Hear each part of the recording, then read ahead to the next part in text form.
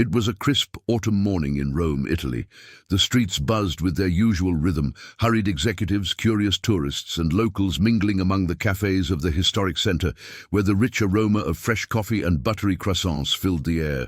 Amid this bustle, an upscale restaurant maintained its precise operation. Nimble waiters moved swiftly between tables, restrained laughter echoed softly, and conversations, mostly about business and politics, filled the room. Suddenly the chatter was silenced by a heavy, unexpected quiet. At the entrance, leaning against the cold, ancient stone wall, stood a thin boy of about 9 years. His eyes, deep-set and marked by hunger, watched the customers carefully. His tangled brown hair and dirty clothes told the story of days, perhaps weeks, spent living on Rome's streets. In his trembling hands, he held a nearly empty small box of gum. With a weak voice, he approached an elegant lady, almost whispering a request. He wanted something to eat. The woman averted her gaze and hurried away, pretending not to hear. Other patrons did the same, expressions of disapproval, indifference, or sheer contempt. The boy was invisible to all, until someone finally appeared. Pope Leo, newly installed and still adjusting to the weight of his responsibility, had decided to quietly leave the Vatican that morning to walk the streets of Rome.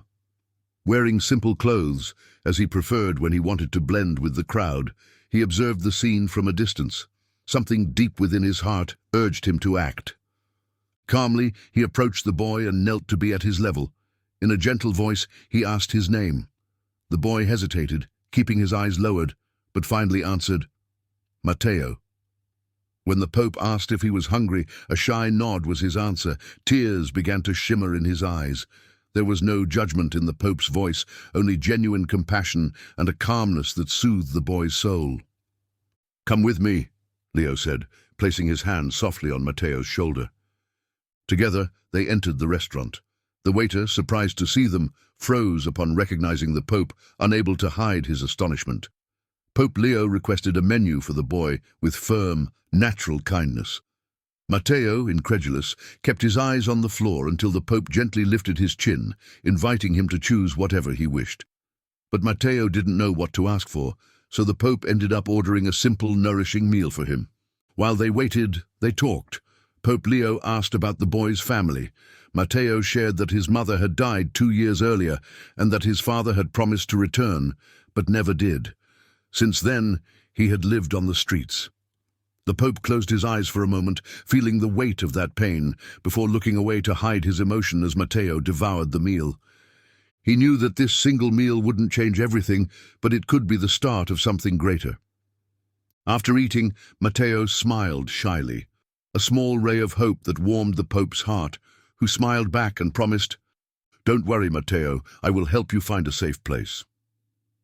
That afternoon, back at the Vatican, Pope Leo gathered representatives of the Holy See's charity institutions, urging them to prioritize sheltering homeless children.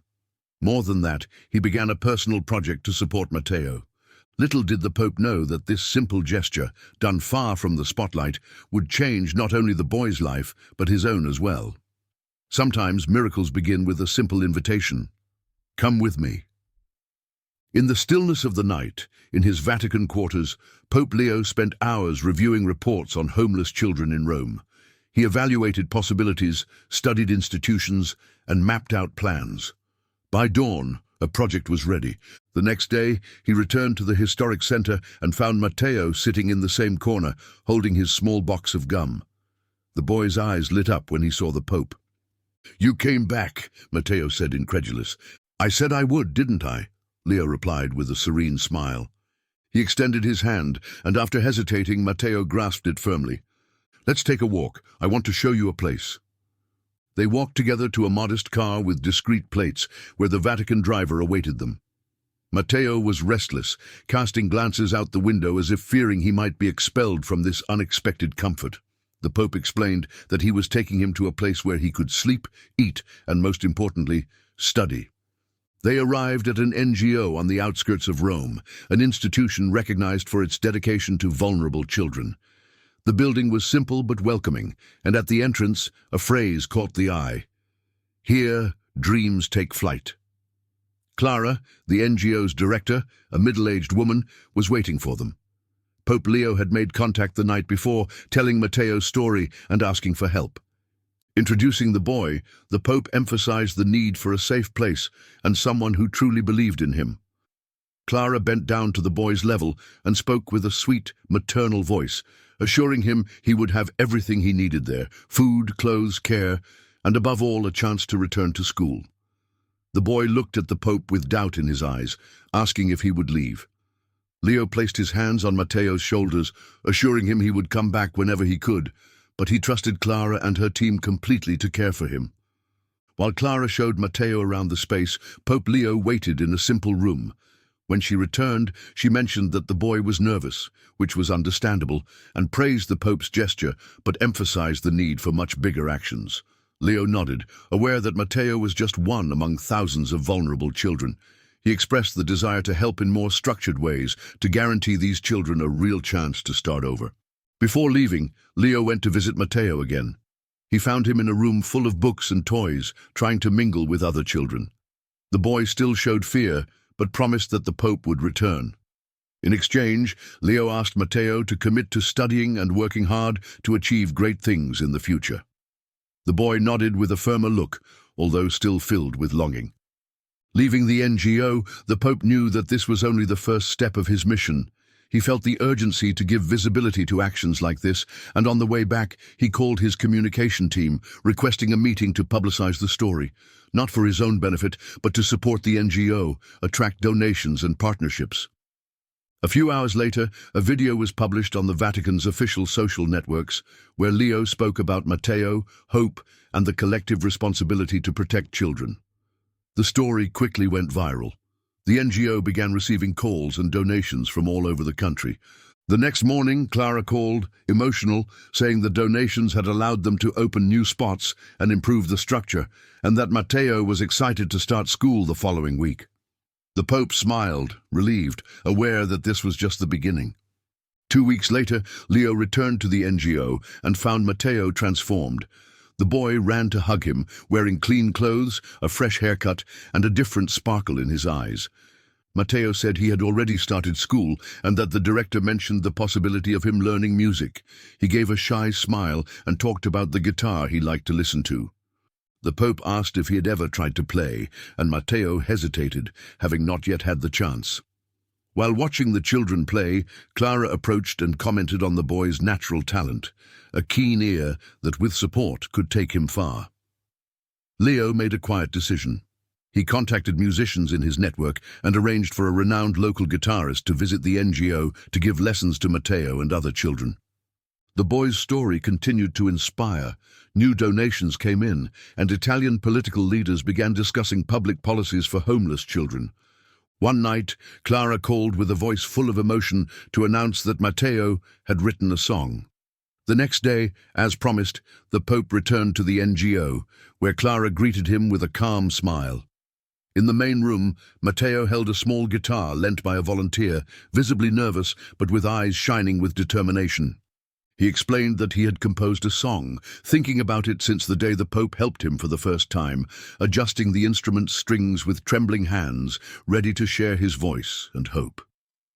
Pope Leo settled into a nearby chair, calm and attentive, feeling the silent weight of that unique moment. Matteo began to play. The notes, though simple, overflowed with feeling. The boy's voice, still fragile from youth, carried deep and genuine emotion. The lyrics spoke of hunger, the loneliness experienced on the streets of Rome, the anguishing fear of being forgotten, but ended with a message of hope, a hope nourished by the Pope's act of kindness. At the end of the performance, the room was immersed in reverent silence, broken only by applause that erupted strongly. Some volunteers discreetly wiped away tears, while Clara, moved, wiped a tear that stubbornly escaped. Pope Leo, still absorbing the strength of the song, recognized the special gift Matteo possessed and encouraged him to keep sharing his talent with the world. Clara, touched, said that Matteo was living proof of what happens when a child receives love, attention, and a real opportunity. In the following weeks, Matteo became the symbol of the campaign Music to Restart, launched by the Vatican. The initiative aimed to raise funds to expand social projects dedicated to vulnerable children, integrating music as a tool for emotional and spiritual development. The campaign's success was surprising and contagious. Church institutions across Italy adopted the project, multiplying its impact and reaching more and more young people in difficult situations. A year later, Pope Leo was invited to a special recital at the same NGO, now renewed and full of life. Matteo, now a teenager, took the stage with confidence and security that moved everyone. His simple clothes did not hide the dignity he emanated in every gesture. With a firm voice, he dedicated the music to Pope Leo, thanking him for believing in him when he himself could not yet believe. The audience responded with enthusiastic applause, and Leo, seated in the front row, felt his eyes fill with tears. There was no doubt that boy had found a promising future. More than that, Matteo rekindled in the Pope's heart the certainty that every act of compassion has the power to be the start of a great transformation.